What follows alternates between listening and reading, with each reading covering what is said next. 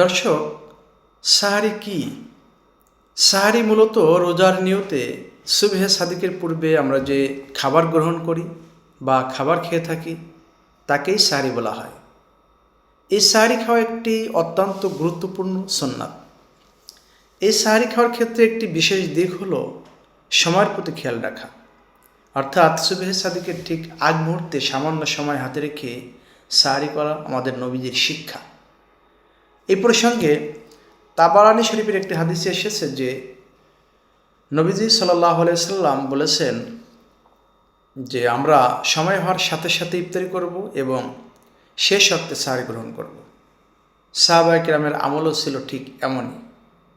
সাহাবায়ে কেরাম সব সময় হওয়ার সাথে সাথেই দ্রুত ইফতারি করে ফেলতেন আর শেষ ওয়াক্ত পর্যন্ত অপেক্ষা করে সাহারি গ্রহণ করতেন।